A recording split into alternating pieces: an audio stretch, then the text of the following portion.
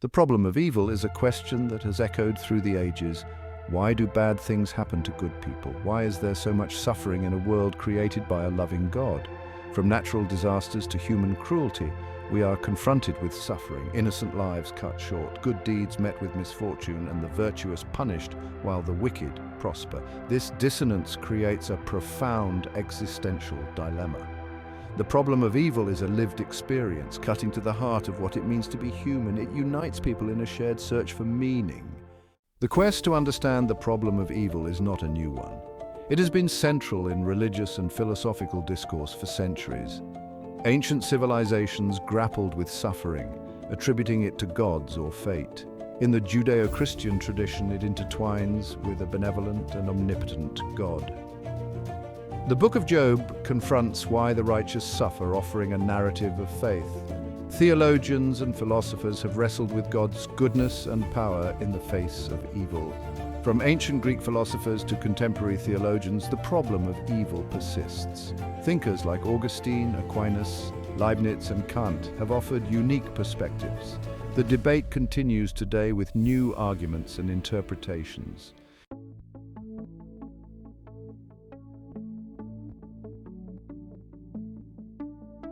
This exploration of the problem of evil delves into various historical approaches.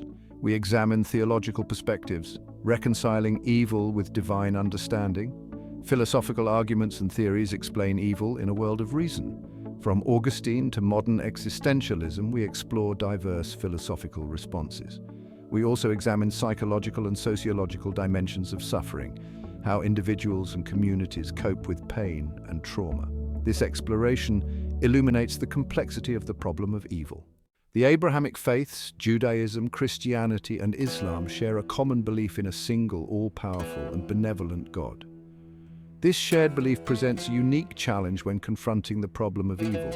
If God is all good and all-powerful, why does evil exist? Why do the innocent suffer? And why does injustice seem to prevail? These questions have been debated within these traditions for centuries. One influential concept is free will, particularly in Christian thought. The free will defense posits that God created humans with the capacity to choose. This freedom allows for genuine love and moral goodness. Evil is seen as a consequence of human choices. Another perspective is suffering as a test of faith. In Islamic theology, hardships are opportunities for spiritual growth. Suffering tests and strengthens faith, drawing believers closer to the divine. Despite these frameworks, the problem of evil remains a source of debate. The Book of Job exemplifies the struggle to reconcile faith with suffering. These traditions grapple with the tension between God's sovereignty and human agency.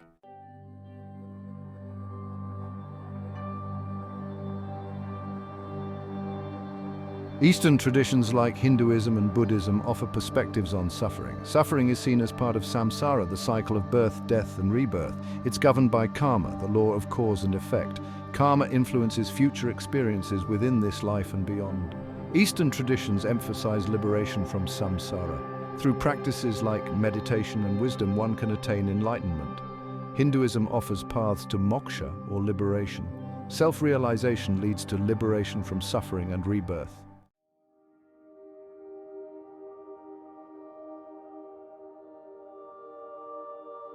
Process theology offers a distinct perspective on the nature of God and the problem of evil.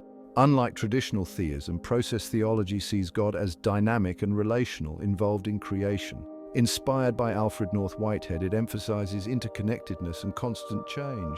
God is a participant in creation, responding with love and compassion. God's power is persuasive, not absolute. God influences through love, guiding creation towards beauty and goodness. God grants genuine freedom, allowing choices that may lead to suffering. God suffers with creation and works to redeem suffering. Process theology offers a hopeful vision of a God working for a just and compassionate future. Theological attempts to address the problem of evil encounter inherent limitations. Theodicies struggle to fully account for the depth of suffering. Human cruelty and natural disasters strain theological arguments. Theodicies can diminish individual suffering. Finding reasons for suffering can ring hollow for those in pain. Theological explanations offer cold comfort in raw experiences. Recognizing theodicies' limitations highlights the need for humility, embrace mystery and doubt. Faith coexists with doubt and questioning. The problem of evil remains a mystery. Offer compassion and empathy to those in pain.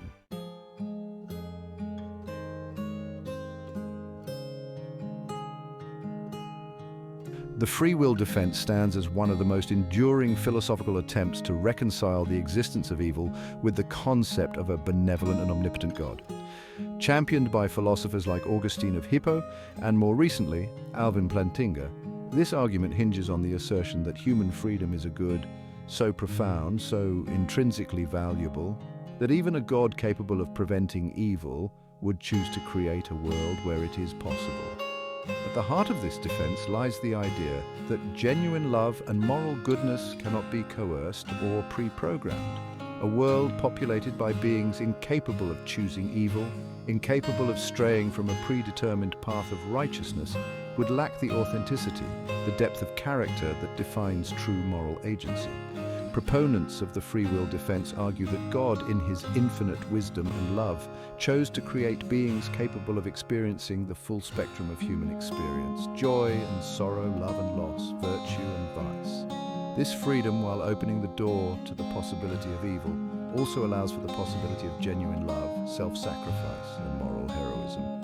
However, critics of the free will defense question whether the existence of evil, particularly on the scale we witness in the world, can be justified by the potential for moral goodness. The suffering of innocence, the seemingly random distribution of pain, and the persistence of systemic injustices challenge the notion that a loving God would prioritize free will to such an extent.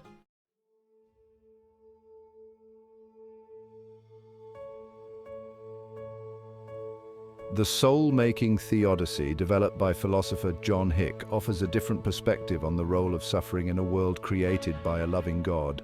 This theodicy suggests that suffering, rather than being inherently evil or a consequence of human sin, is a necessary catalyst for spiritual and moral growth. Hick draws an analogy between the development of the human soul and the physical development of a muscle. Just as muscles require resistance and strain to grow stronger, so too do our souls require the challenges and trials of suffering to develop resilience, empathy, and moral character. In this view, the world is not intended to be a paradise of constant pleasure, but rather a vale of soul-making, a proving ground where we are confronted with challenges that test our limits, expose our weaknesses, and ultimately lead us to greater spiritual maturity.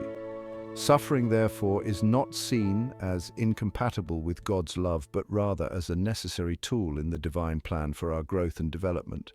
While the Soul-Making Theodicy offers a compelling explanation for the existence of suffering, it too faces criticism.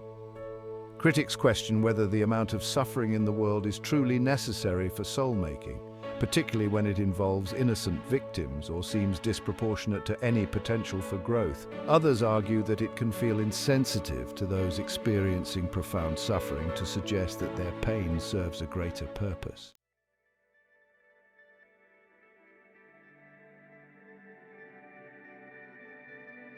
Existentialist philosophers such as Jean-Paul Sartre and Albert Camus offer a radically different perspective on the problem of evil, one that rejects the traditional theistic framework altogether. Existentialism, born out of the disillusionment and upheaval of the 20th century, posits that existence precedes essence. In other words, we are born into a world devoid of inherent meaning or purpose, and it is up to each individual to create meaning through their choices and actions.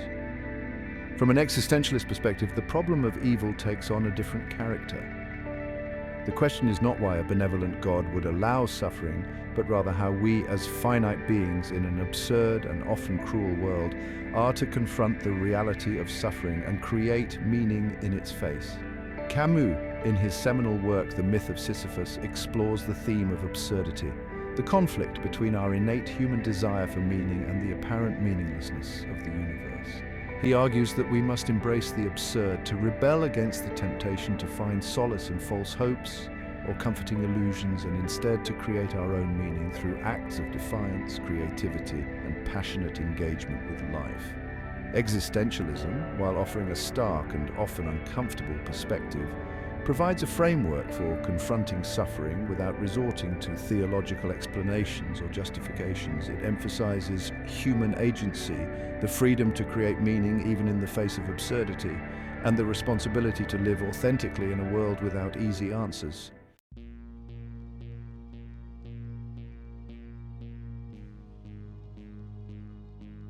Philosophical attempts to grapple with the problem of evil highlight the limits of human reason in comprehending suffering and existence. No single theory can definitively answer why bad things happen to good people. The scale of human suffering and the randomness of events defy easy explanation. The problem of evil may be a mystery transcending human understanding. This does not negate the importance of philosophical inquiry. The struggle to find meaning in suffering is a testament to the human spirit. Embracing the limits of reason means acknowledging aspects of reality that elude our grasp. It means approaching the problem of evil with humility and recognizing our answers may always be incomplete.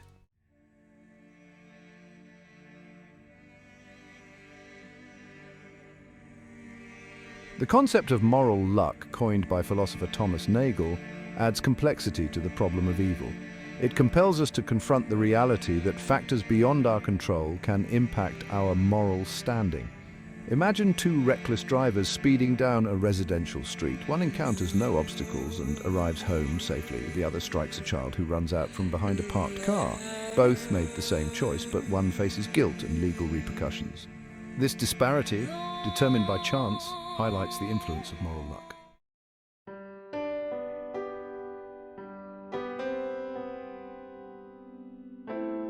Moral luck cuts to the core of how we understand justice, responsibility, and our moral judgments.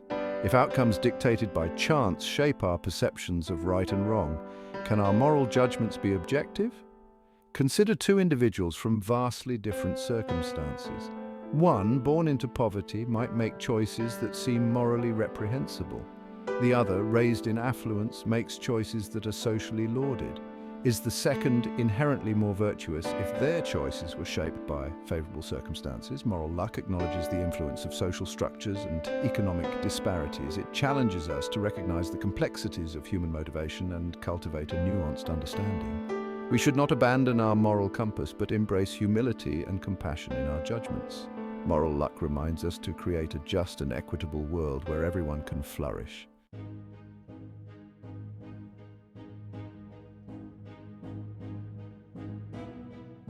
The concept of moral luck poses a profound challenge to traditional notions of justice and accountability.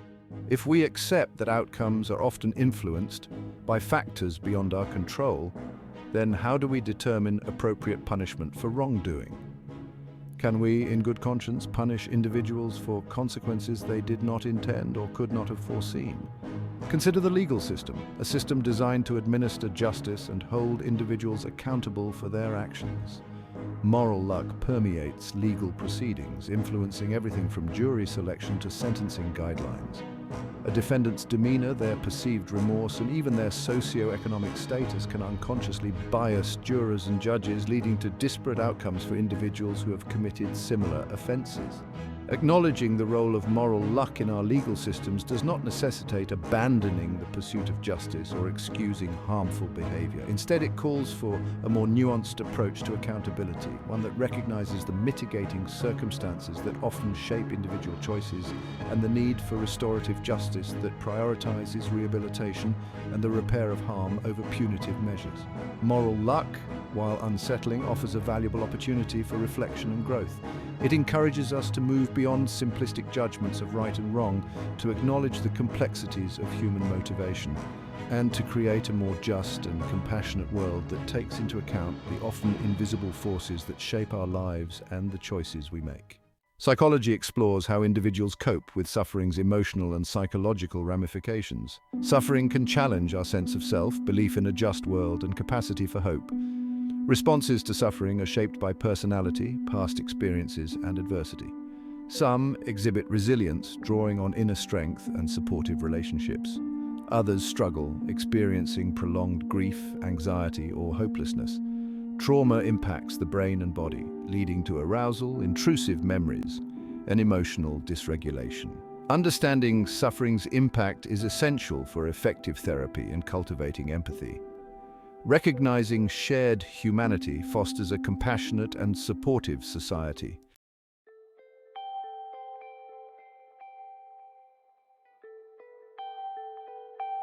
Can we find meaning in suffering?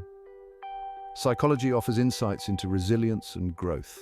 Viktor Frankl argued that man's search for meaning is life's primary motivation. In man's search for meaning, Frankl reflects on finding purpose in suffering. Finding meaning involves reframing our relationship to pain. It requires active engagement and a conscious choice to seek meaning. The journey is unique but a testament to the human spirit.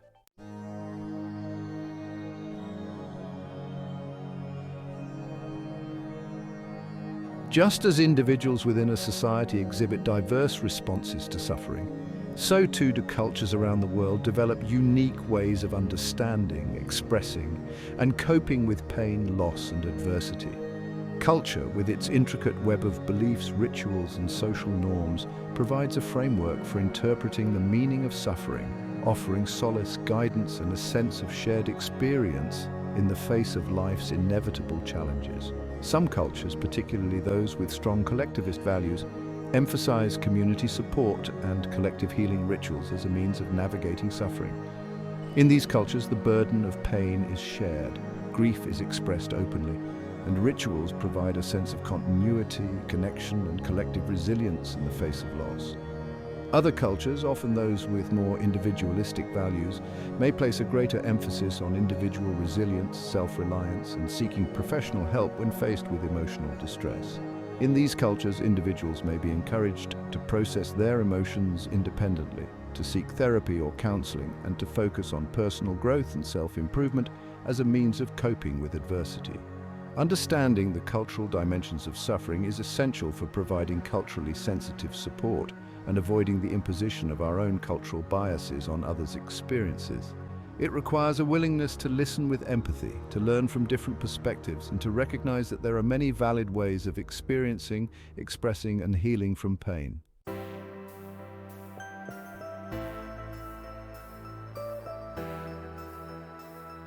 While individual resilience is essential for navigating suffering, the role of community cannot be overstated.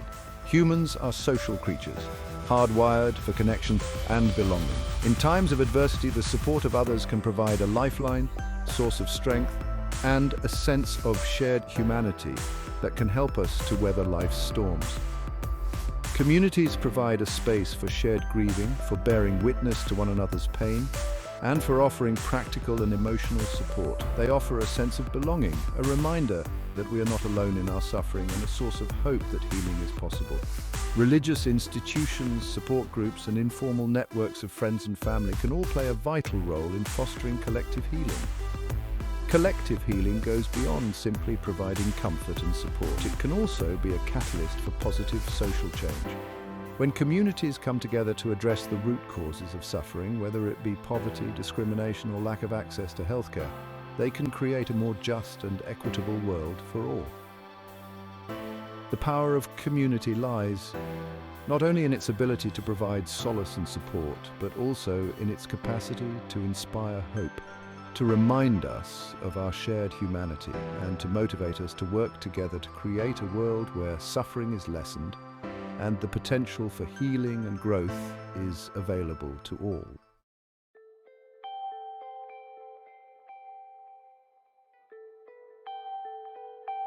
The problem of evil has haunted humanity since we first looked upon the world with questioning eyes.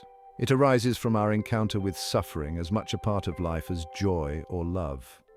We've explored theological, philosophical, and psychological landscapes, yet the question remains as persistent as the tides, as vast as the starry sky.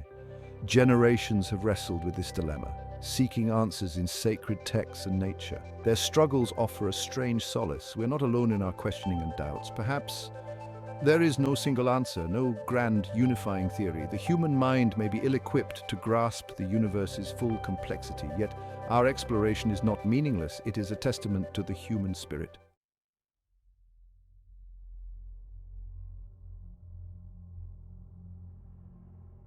As we conclude this exploration of the problem of evil, It is important to remember that this is not just an intellectual exercise, it is a lived experience that touches countless lives every day. It is a question that arises in the wake of tragedy, in the quiet moments of reflection when we confront the fragility of our own existence and how we make sense of the pain that inevitably touches each of our lives at some point.